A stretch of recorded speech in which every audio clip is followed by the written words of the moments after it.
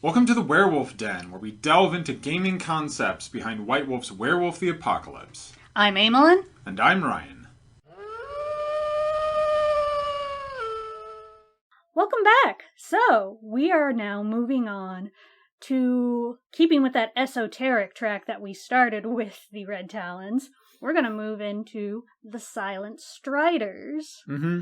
And this is somewhat of a minefield, because with previous heritage tribes, we've been talking about groups that aren't disenfranchised in the modern day. So, with the Fianna, you have the Irish. With the Get of Fenris, you have Nordic. These peoples do not face systemic oppressions, in the United States. With the Silent Striders, however, we're encountering our first heritage group that is dealing with systemic issues. And so our typical approach of divorce your tribes from the heritage, this is something where obviously we have to be much more cautious about and sensitive to. One of the cool things about White Wolf, especially with Werewolf the Apocalypse, is that a lot of different cultures are highlighted within this system that oftentimes don't get highlighted at all. So Native Americans are a great example. With Werewolf, they're very highly focused on. In other games, you just don't bump into them. When I listen to interviews, listening to the creators, and they talk about how they were specifically trying to highlight these things, I believe them, because when you read into the various other species, I guess, of monsters within the World of Darkness systems, you have different cultures and things like that, but they're very much expansion book stuff, more or less. Mm-hmm. Whereas the different cultures are very key in Werewolf. Right. So with Silent Striders, they are given the heritage of being Egyptian. And this is sort of our first mine in the field that we have to cross. And this is not exclusive to Werewolf. Vampire the Masquerade is another perfect example of this. But how Egyptian culture gets included into sort of the base book panoply. But if you're looking for African culture, well, that's an expansion book. And this is the first thing that we have to sort of unpack, is that Egyptian history and culture has all too often been divorced from being African history and African culture, and will instead be, classical history or ancient history or Mediterranean history, when it's clearly a part of Africa. And there's serious racial issues that go behind this. Racism is a huge part of it. And so, first off, just sort of being aware that this is the case, that Egyptian culture is something that's considered base book, and African culture is something that gets its own, side supplement text. And so when we're considering breaking from that aspect of cultural heritage now, here is our first instance where that cultural group is disenfranchised in today's society. And so we want to be as respectful as possible about that. Sad fact of the matter is, though, we can't necessarily say the same thing about White Wolf, because we do go back and reread the tribe books, or at the very least skim through them, to gain to kind of reacquaint ourselves before we do this episode. When we went back and reread the other tribe books, and we came across the heritage parts with, per se, the Fianna or the Get of Fenris, they were very apt of embracing the heritage aspect. With the Silent Strider book, within the first paragraph of the first chapter, they break that. They say that anyone can be a Silent Strider, and there's some really racist stuff that goes in that. There are racist slurs thrown out. Yeah, it's bad, and I don't want to talk about that any further. But it is a thing that needs to be at least acknowledged. Yes. And I think in acknowledging that, there's a lot that the tribe picks up from White Wolf's Egyptian interpretation that is bad, and that we would like to see polished. And I think a perfect thing to go back to is what Amelin had mentioned in the last episode with Red Talons. There is a contingent of the Red Talons that are descended from African wild dogs, distinct from wolves, but they're still part of the Garou Nation. They still have their own thing. And I think that's the perfect thing to strive for in this regard. And like we've said with a lot of the other tribes, there's absolutely a place for their own African contingents to be considered within the tribe as a whole. So the Get of Fenris can have Zulu members. Fianna can have their griot tradition, the oral tradition that is so prominent throughout the dialectics of Africa. All of these tribes that have socioeconomic issues, the Black Furies, the Bone Gnars, all of them have a place to play within the African diaspora. And so we want to preserve a place for Black culture within the Silent Striders, but as White Wolf has interpreted it, they just pick up a lot of bad stuff. And so we want to try and clean that up, highlight what's good, and as with every single one of our tribe episodes, sort of highlight the best ways to sort of think of and conceive of this tribe to break it out of its, tiny little box it's been crammed into. So for 5th edition, one of the things that I would like to see is for Egyptian cultural influence to be preserved in things such as the names of gifts, in the tribal spirits that the tribe is affiliated with, things of that sort. But I think it'd be really, really cool if they could get an Egyptologist, especially a Black Egyptologist, to help them along with this. And the same could be said for all of the disenfranchised cultural and ethnic groups that are highlighted within Werewolf. It's great that they're being represented, but let's get it as authentic as possible. And so I think that's a great place to sort of work with that, and we'll talk about more of those facets once we get into the nitty-gritty, into the weeds. One of the things I would like to see gone is this idea that the Silent Striders are a tribe without home. And so for this, we're going to have to go into a little bit of the meta backstory of the tribe, particularly in regards to the other Egyptian group within Vampire the Masquerade, the Followers of Set. So, one of the big things when it comes to dealing with the Silent Striders, that is also another big minefield, is Werewolf in and of itself is kind of under Vampire the Masquerade's shadow in a lot of ways. Mostly just simply because Vampire the Masquerade came first, and it's the most popular game. And that's completely understandable.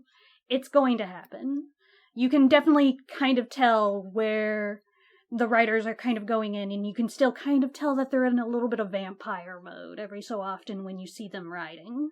But the Silent Striders are really kind of hurt by this, because while other tribes more or less can have their interactions with the various other more or less monstrous species of the World of Darkness, you got the Silverfangs that have interactions with the Baba Yaga and various things like that, the Silent Striders are defined by their interactions with a vampire, and that's not cool. That kind of takes away from the tribe in a lot of ways. Mm-hmm.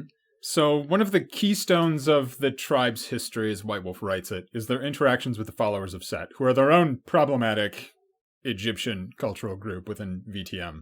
But essentially, they were both from Egypt, right? So they started feuding, and the Silent Striders are defeated in this. And so the Followers of Set cast a curse upon them, which does a whole slew of different things, and it banishes them from Egypt. So they're essentially homeless, right? They're roaming around, spreading around throughout the nation. And you can tell very much that what White Wolf was really just kind of going for was they were really more or less just trying to recreate the Ravenos in werewolf form with this idea. At least that's kind of how it always came across to me. Oh, we really like this notion of the drifter traveler stereotype.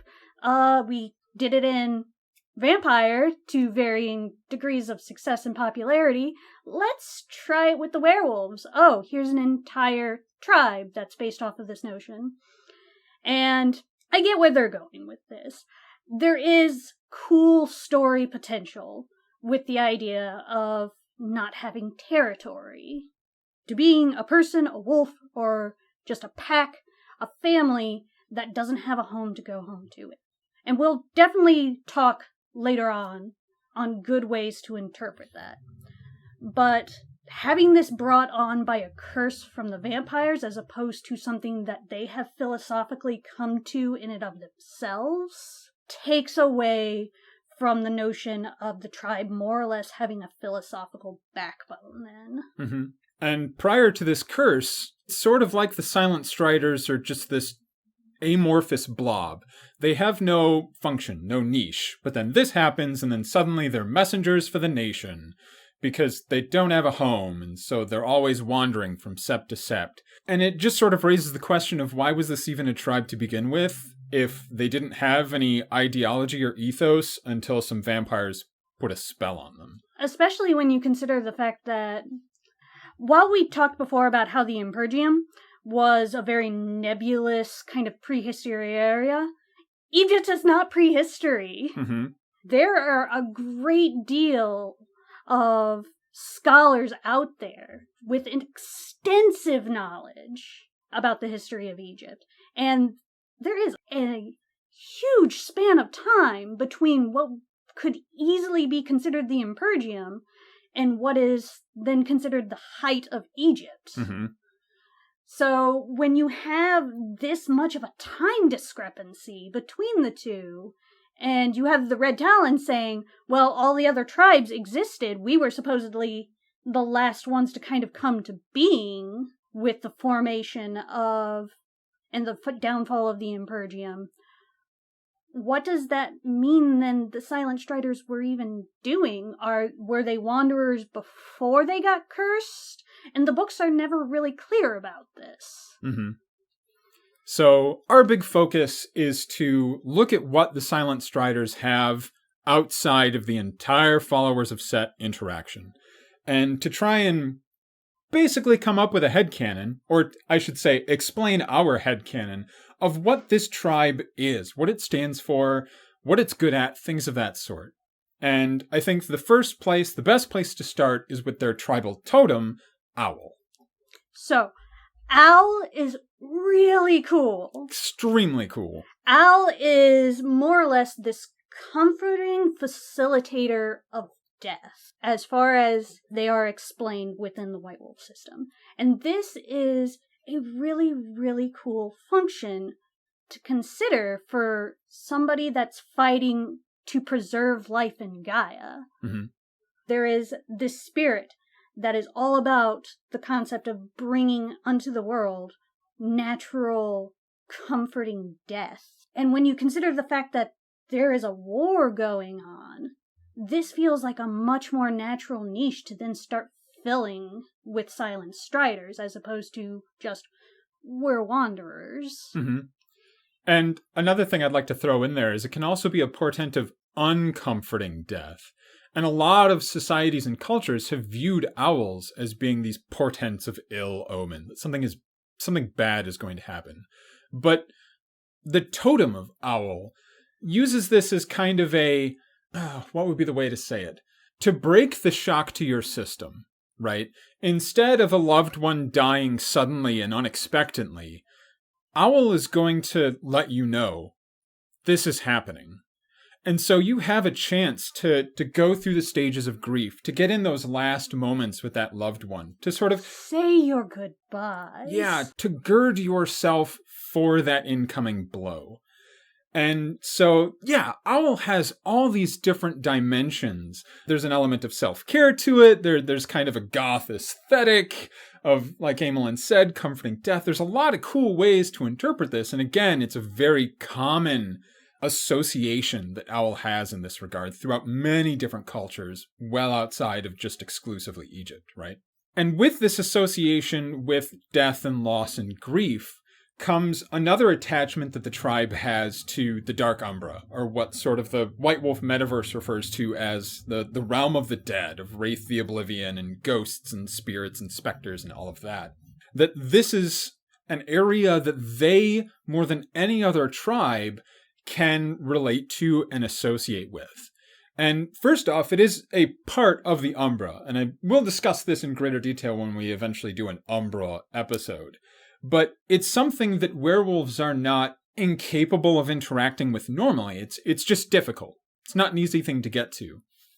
But the Silent Striders have gifts and rituals and abilities that help them to interact with this realm beyond the capacity of any other tribe.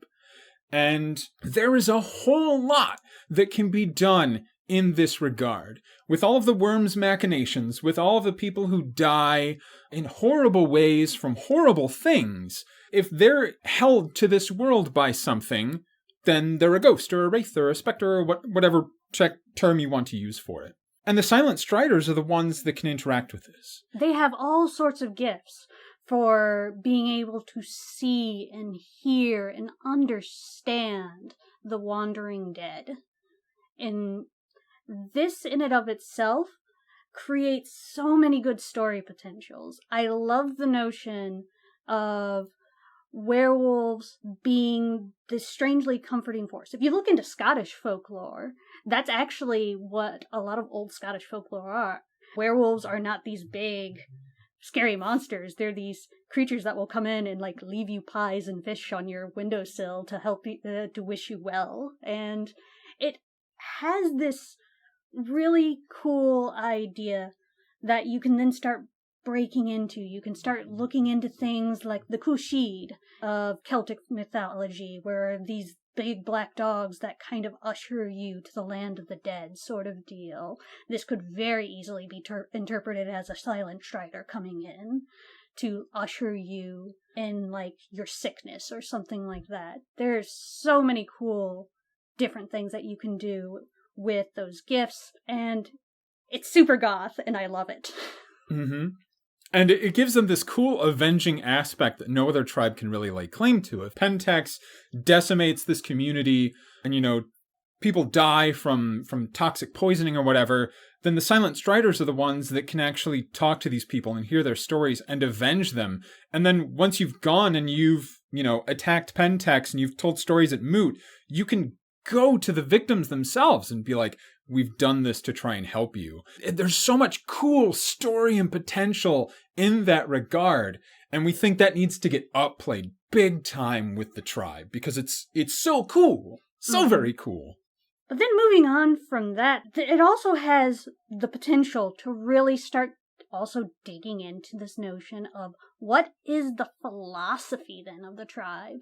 Because with many of the book's descriptions, they kind of tease at this idea, but in my opinion, they never, it's almost kind of like that whole ship passing in the night. They see it, but they never quite reach to grab it sort of deal. Mm-hmm. And that is the notion of dealing with the reincarnation cycle. And this is where we can now start moving away from that follower of Set curse. Mm-hmm. Which, within the meta plot, the followers of Set curse them and prevent them from engaging in the reincarnation cycle. Normally, a Garou dies, they become an ancestor spirit, and they still linger around, and their soul, in essence, goes on to a new Garou, and that Garou can take the ancestor's background, which allows them to tap into their previous lives and things of that sort. Silent Striders don't follow that protocol. They cannot access ancestor spirits. They cannot remember any ancestor spirits. And the book engages this as, oh, it's because of the follower of Set curse. And if you want to go with that route, if you actually like that route, more power to you. I feel like a better route, though, have it be that the Silent Striders, when they join the tribe, actively choose to disengage from the reincarnation cycle. Because this plays into what actually caused the worm's corruption in a weird, strange sense. The worm is this entity that is supposed to provide death and decay. But in the metaplot, it said that it has been stopped from doing that, and it's thrashing now to desperately try to do it again, to desperately try to fulfill its role, and has been driven mad.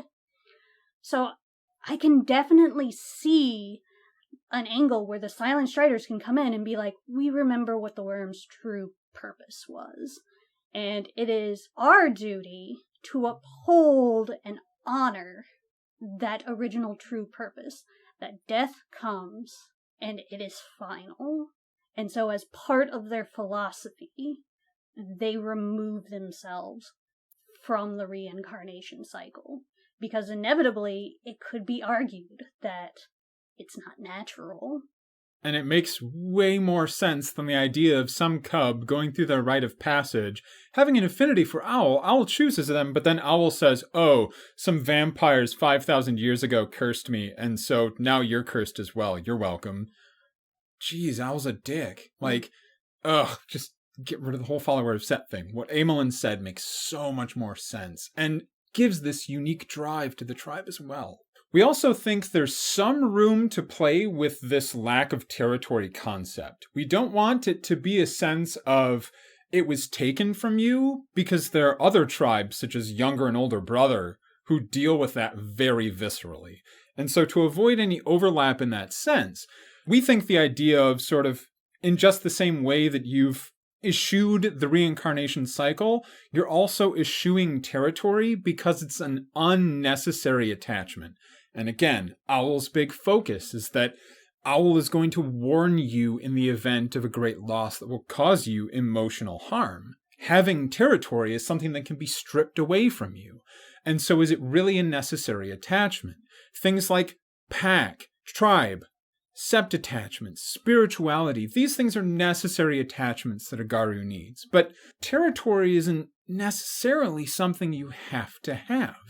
And so giving it up in this philosophical and spiritual venture makes a lot of sense for the tribe. And again, adds to their culture, adds to their identity. And it plays with this whole notion of the world, your time being finite, and wanting to drive away from things that just will not last for you. Trying to find what is truly meaningful. So having this kind of anti-material aspect to it plays with the death angle very well, and it allows you to preserve the wanderer angle for the Silent Striders, but making it their own thing. Mm-hmm. Not some curse that is inflicted upon them, but a philosophy that they openly embrace. Sounds so much more interesting and so much cooler to play than just, oh, well, I'm cursed. Okay, cool. Is there anything I can do in-game about the curse? Most STs aren't going to touch that. I can guarantee you I'm not going to, probably, in any of my stories.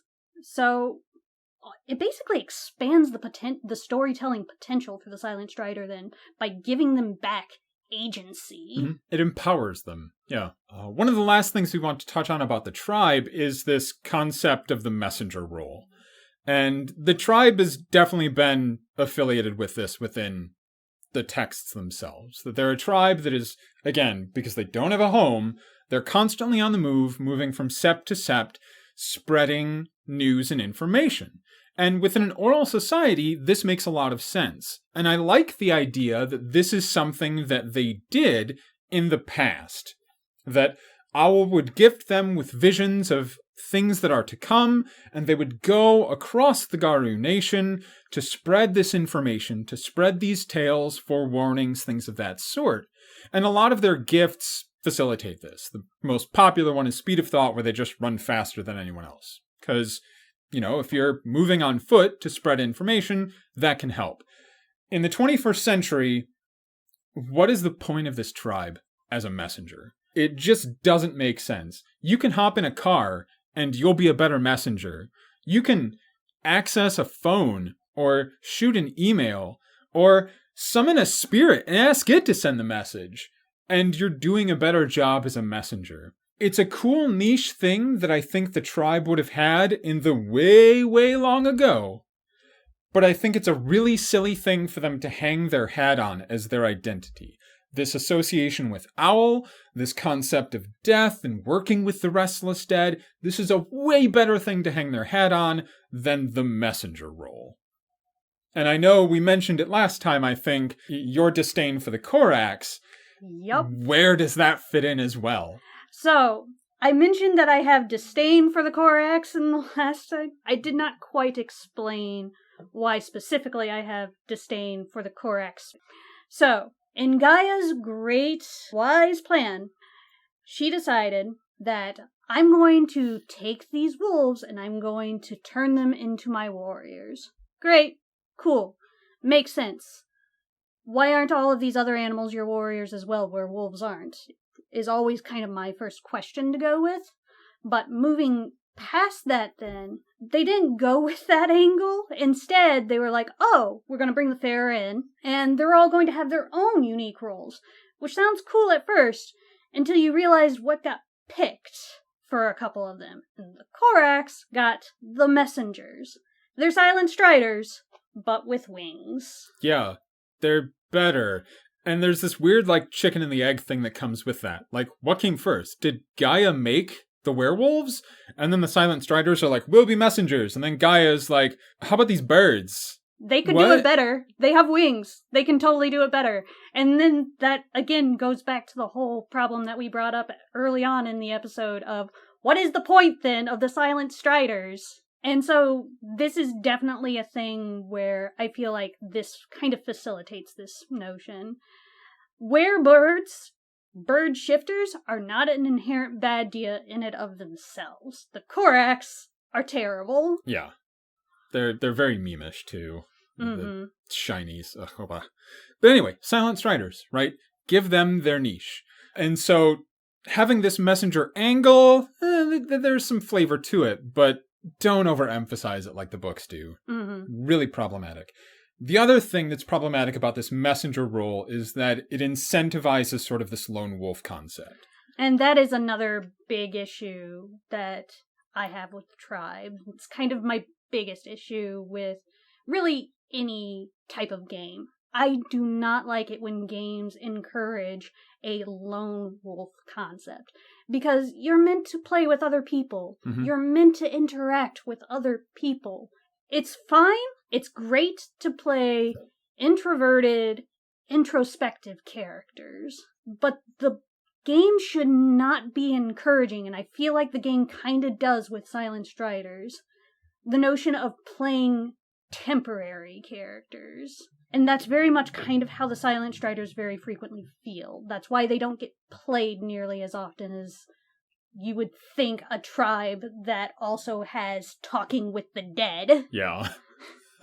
as an ability. The Silent Striders are very frequently kind of brought up as, and this is also, again, another dumb thing that ties back to the curse by the followers of Set that, again, is dumb and needs to go away. And that's this notion that the Silent Striders, they're loners. They can't maintain and keep families, and they have a hard time keeping pack. And why are they in your game, then? Mm-hmm.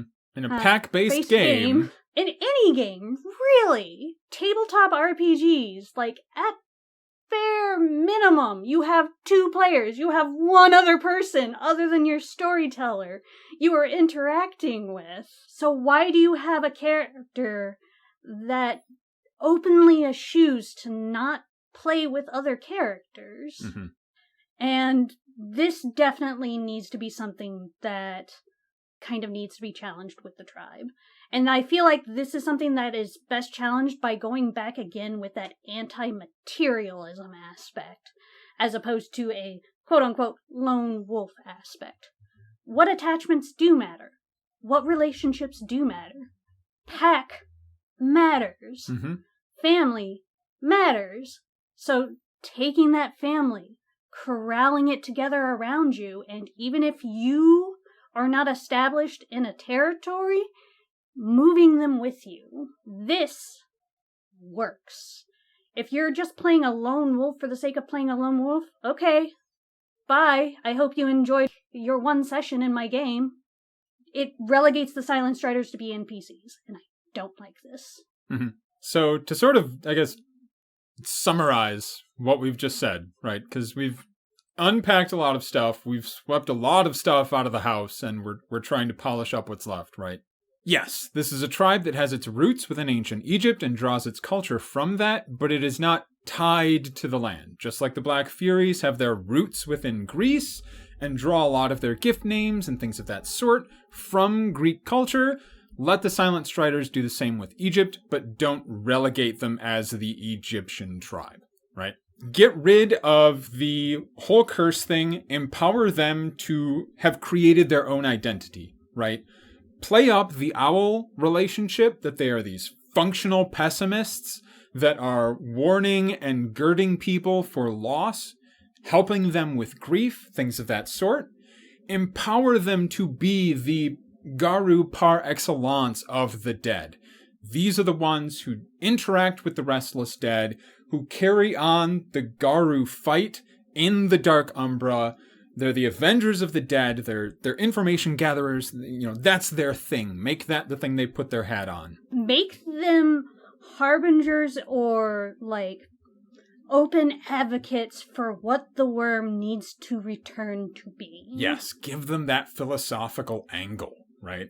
And like I said, when you approach the Silent Striders from these angles, they are really cool. So cool. They just sound better than what the book paints them as. Mm-hmm. Just objectively better. And it is just one of those things where I do kind of feel like this is the tribe that is just most hurt by the looming shadow that is Vampire. Mm-hmm. And Vampire is great. I love playing Vampire. But Vampire does not do this tribe any favors. It needs to be addressed. Yeah.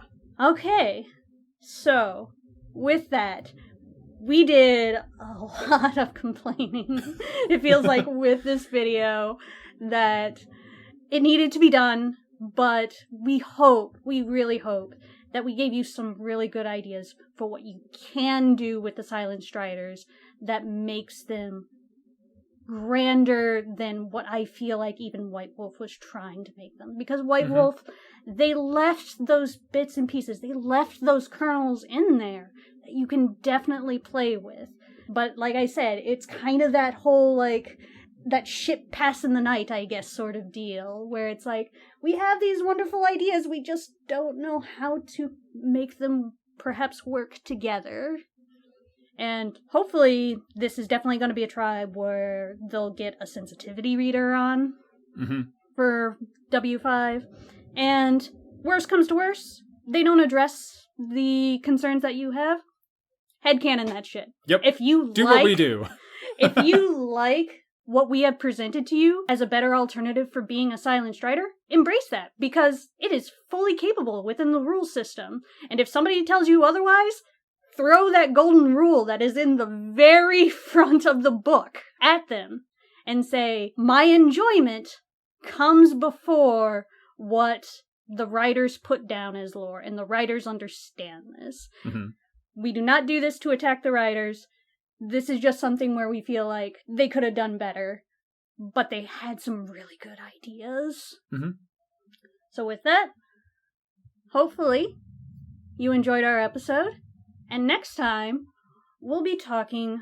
Who's next in the S's? We have I think it's Silverfangs. Yep. No, it's Shadow Lords. H before I. Oh, this is true. Oh, yeah, there's so many S tribes. This is where it all blends together. So yeah, unless we go back and, do our ABCs, I think next time is Shadow Lords. Yeah, and this is... Oh, Shadow Lords should have come before this then. Oh, well. The Silent Striders deserve their time. This is their time. So they'll get to go before the Shadow Lords, and the Shadow Lords will be very bitter about it. So... C'est la vie. Does not matter. We don't know our alphabet, apparently. Like I said, there's so many S tribes. It's just, ugh. 4? There's 4? I think 4. Silverfang, Silent Strider, Stargazer, Shadow Lord. Mm-hmm. Yeah. There we go. So, We'll stop rambling at you now and let you get back to your day. See you next time when we restore Sesame Street's values by adhering to the alphabet. Bye.